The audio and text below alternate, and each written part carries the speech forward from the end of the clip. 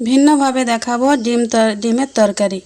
ডিম, পটল, আলু সঙ্গে মানে গরম ভাতের সঙ্গে খুব জমে যাবে।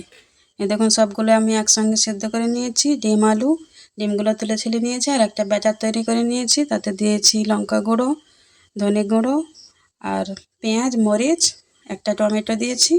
দিয়ে ভালোভাবে সেটাকে পেস্ট করে নিয়েছি। আর আলু আর ডিম একসঙ্গে সেদ্ধ করে নিয়েছিলাম। একসঙ্গে সেদ্ধ করলে দুটো একসঙ্গে তাড়াতাড়ি খুব সেদ্ধ হয়। আর দুটো পটল নিয়েছি, দুটো পটল দিয়ে দেবো, তাহলে খেতে খুবই ভালো লাগবে, মানে পটলের দোরমা মতো খেতে ভালো লাগবে।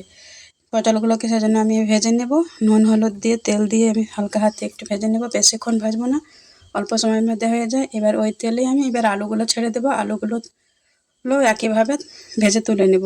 পটলগুলো তুলে নিয়েছি, এবার ডিমগুলো ভেজে তুলে নেব। আজকে বাড়িতে 3 জন আছি, তাই 3টে ডিম দিয়েছি, মানে প্রত্যেকজনের একটা করে। ওতেই আমি সেদ্ধ আলুগুলো দিয়েছি।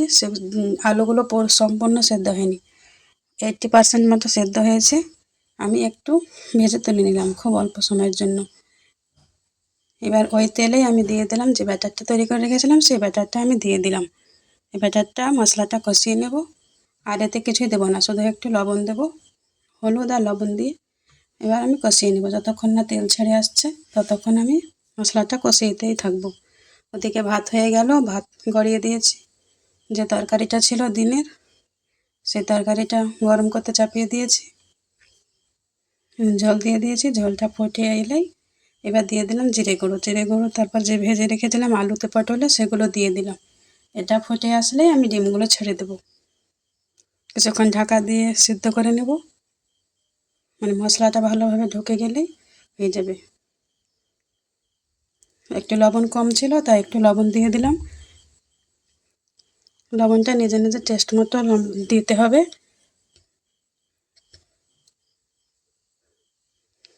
যে মিক্সার বাটিটাতে আমি বাটার বেটেছিলাম সেটাকে ধুয়ে আরও কিছুটা জল আমি দিয়ে দিলাম। এবার ওপর থেকে ডিমগুলো ছেড়ে দিয়ে কিছুক্ষণ ফুটিয়েই নামিয়ে নেব।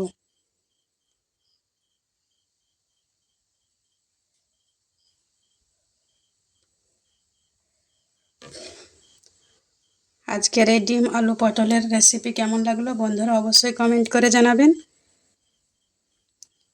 রেসিপিটা ভালো লাগলে লাইক, কমেন্ট, শেয়ার করে পাশে থাকবেন, ভালোবাসা দেবেন।